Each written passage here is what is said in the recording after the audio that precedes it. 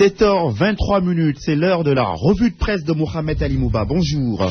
Bonjour Ismaël, bonjour à tous. À la une mer en furie à Dakar. Des tombes déterrées, des toits emportés, des concessions détruites, plusieurs pirogues endommagées. La houle n'a pas fait de quartier hier à Thiaroye-sur-Mer, en montagne ou encore à Bargny.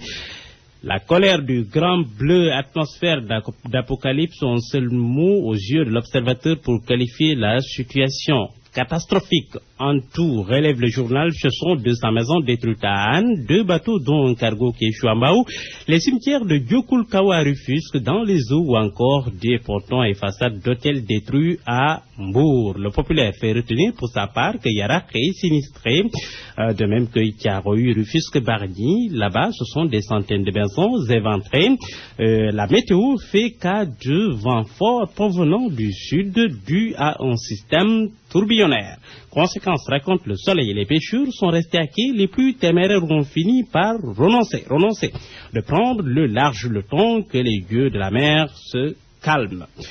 Une sinistrée à Anne-Montagne, dépassée par les événements, n'en revient toujours pas. Elle raconte au reporter du Soleil que tout est allé très vite. Les événements se sont enchaînés, des flots ont frappé avant-hier à sa fenêtre.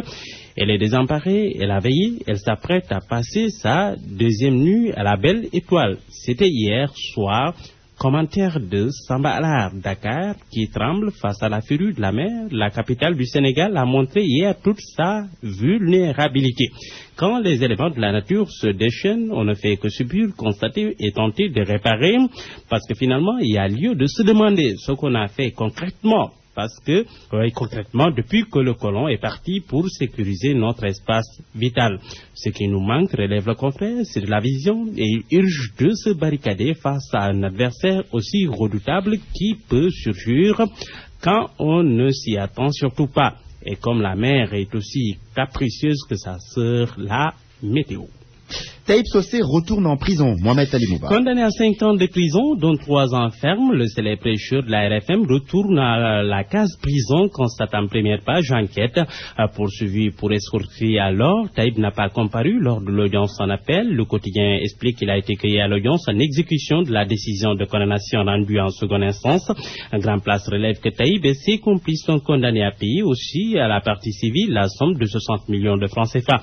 Mais enquête note à sa page 2 que les avocats de la défense comptent déposer une demande de liberté provisoire devant la cour d'appel. Séance de travail avec les DG crée le malaise chez les Selon ministres. l'AS, l'absence des ministres à cette réunion va créer à coup sûr un problème de management. Le bureau, organisation et méthode n'aurait pas dû laisser prospérer une telle situation, nous dit le confrère. Les observateurs à qui l'AS a donné la parole se demandent d'ailleurs, après cette réunion, la valeur qu'aura par exemple les instructions de Koudiambaye au directeur général de l'APEX.